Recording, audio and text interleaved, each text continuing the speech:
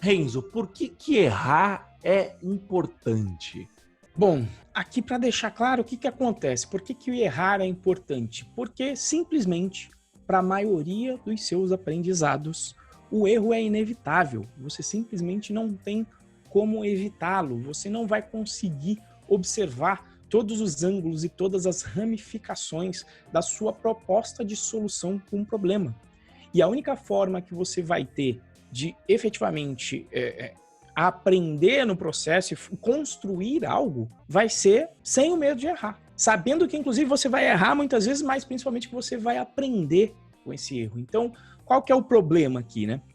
O problema que acontece muitas vezes, e a gente tem dois ditos populares, né? Eu conheci um no passado que era: o ótimo é inimigo do bom.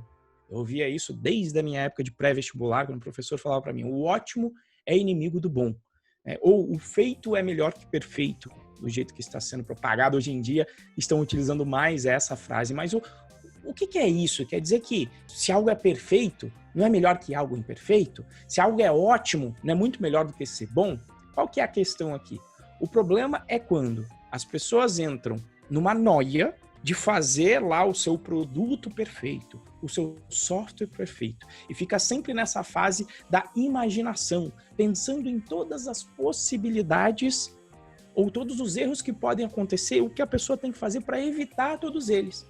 E ao pensar isso, ao tentar pensar nesse projeto de perfeição, nesse produto perfeito, nesse software perfeito, a pessoa simplesmente fica paralisada e acaba não entregando nada. Então, entre não ter nada, apenas o sonho de um produto perfeito, de um software perfeito, ou ter um software ou um produto que resolva parte do problema e com o qual você vai aprendendo durante a sua jornada e melhorando, buscando essa perfeição, este é o caminho. É isso que o dito quer dizer de o ótimo é o bom, o ótimo é inimigo do bom, ou o feito melhor que o perfeito. Tá? Porque o perfeito basicamente ele quase nunca existe em nenhuma área. Tá? Ele não existe. Então, se você ficar buscando esse mundo ideal, você vai acabar não realizando os seus projetos. Agora, é óbvio que a gente não está falando aqui, né? Não, vai lá e erra de propósito. Você já sabe que aquele é um caminho que não vai dar certo, você fala: não, agora eu vou errar de propósito, porque o Renzo e o Moacir falaram que o erro é importantíssimo, então eu preciso errar muito. Não, obviamente que se você conseguir ter um estudo prévio que te evite, pelo menos a maioria dos erros, ou os erros mais clássicos que outras pessoas já cometeram e documentaram, aí tá tudo ok. A gente não está falando para você perseguir o erro. Por quê? Porque na nossa experiência, e aí você vai passar muito por isso durante a fase de tecnologia, onde você pode estudar o quanto for. Você vai lá, vai pegar o livro de entrega contínua, vai estudar tudo sobre back-end, vai estudar tudo que tem sobre banco de dados. E na hora que você colocar o teu sistema em produção, você vai fazer todas as medidas, vai fazer teste de carga, você vai observar que você não vai conseguir prever onde está o gargalo do sistema, ou vai passar algum detalhe, principalmente se você estiver trabalhando em equipe, vai passar algum detalhe que vai acabar sendo o gargalo do sistema. E que justamente depois de ver onde é o gargalo, ou seja, onde potencialmente um erro pode ter sido cometido, você vai observar onde está esse erro, vai aprender com ele, vai consertá-lo e não vai cometer o mesmo erro duas vezes. Inclusive, é cultura de muita empresa dizer isso. Olha, somos extremamente tolerantes com erros, mas da primeira vez, né? Erros inéditos. Por quê? Porque justamente nesse tipo de cultura se sabe que o erro faz parte do aprendizado. E que o importante é aprender com esse erro, consertar o processo, consertar o caminho do seu produto, do seu software, da sua carreira, potencialmente às vezes, para você poder evoluir. Então vai fazer parte do seu aprendizado o erro, não tem jeito. Quanto mais cedo você entender isso, mais você vai escapar desse medo paralisante de querer fazer um produto e um software perfeito. E aí, meu querido Moa? Eu acho que como que a gente consegue...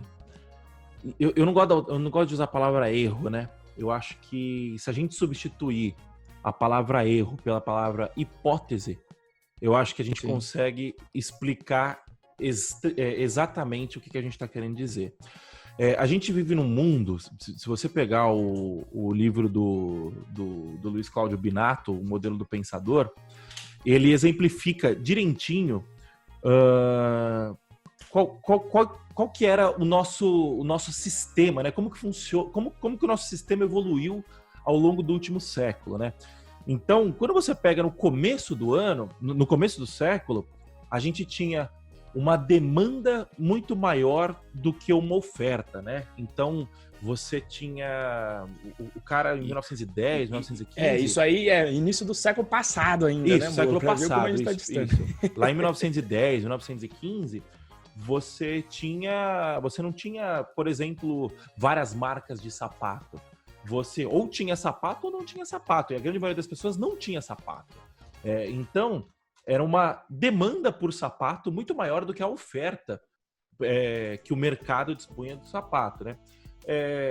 O mundo foi se desenvolvendo, o capitalismo foi se desenvolvendo para poder suprir as demandas latentes do mundo, né? Até que a gente chegou lá em 1940, mais ou menos, 45, que a gente já tinha uma demanda igual à oferta, né? Ou seja, tudo que era mais básico do ser humano, vestuário, alimento, obviamente eu estou falando de uma forma genérica aqui, né?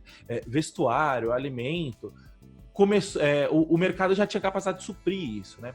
E aí a gente começou a partir para um segundo estágio, para um terceiro estágio, na verdade, que era a oferta maior que a demanda, né? Então, lá para 1960, 70, a gente já não tinha mais simplesmente uma empresa de sapato. A gente tinha várias empresas, várias marcas de sapato, e o consumidor poderia escolher qual sapato ele queria, né? E aí, num cenário desse, por que eu tô fazendo essa volta gigantesca, né? Para mostrar que quando você tem um cenário em que há uma demanda latente, você não precisa inovar, você não precisa... você consegue jogar na sua zona de conforto. O que você vai fazer? A demanda é latente, você simplesmente vai suprir essa demanda. Acabou. Você vai fazer sapato. Ah, mas o sapato precisa de qualidade e tal. Precisa ser um sapato. A partir do momento que a demanda é menor que a oferta ou igual à oferta, você só precisa suprir a demanda. A partir do momento que a demanda passa a partir do momento que a oferta passa a ser maior que a demanda, você precisa começar a buscar diferenciais. Então, o que acontece? Tem gente que gosta de sapato, tem gente que gosta de tênis. Então, eu vou começar a fabricar tênis. Por quê? Porque eu tô vendo que tem uma demanda aqui de uma galera que usa sapato, mas que prefere tênis, porque o tênis é mais confortável, alguma coisa assim, né? E quando a gente vai chegando anos 90 para frente, principalmente com o boom de internet e a globalização que a gente teve nos anos 90, você tem uma oferta que é absurdamente maior que a demanda. E num cenário em que a oferta é absurdamente maior que a demanda, você não tem mais caminho fácil, você entendeu? Você não tem mais o caminho caminho traçado, né? Aquele lance que você tinha de, eu vou estudar, depois eu vou fazer uma faculdade, depois eu vou pegar um emprego numa empresa, depois eu vou comprar minha casa, depois eu vou fazer 2 filhos, depois eu vou ter um cachorro e depois eu vou me aposentar. Você não tem mais esse caminho. Por quê? Porque você não tem mais nenhum tipo de garantia que esse caminho vai dar certo, né? E aí, fazendo toda essa volta para chegar onde a gente quer chegar, que é o seguinte: num cenário desse, você precisa ser competitivo e para você conseguir se desenvolver como um profissional, como uma pessoa, conseguir ganhar dinheiro. E a competição hoje em dia não significa ser o melhor, significa ser o que se adapta mais rápido. Essa é a diferença. Por quê? Porque o mundo muda cada vez mais. Gravem o que eu vou falar neste podcast 52, a terça-feira, 27 de outubro, 8h30 da manhã. Vai aparecer outra pandemia em menos de 10 anos. Vai aparecer outra tecnologia que seja equivalente ao smartphone em menos de 5 anos. Há 10 anos atrás não existia smartphone. Há 10 anos atrás a gente se comunicava. Aqui no Brasil, o máximo da tecnologia era você se comunicar por Nextel, você fazer um bip no Nextel, assim, entendeu? Hoje em dia, há 10 anos atrás não tinha WhatsApp do jeito que tem hoje, ou do jeito que é arraizado no brasileiro hoje em dia. Então, assim, o mundo está mudando cada vez mais rápido. E quando a gente fala de erro, a gente está falando do quê?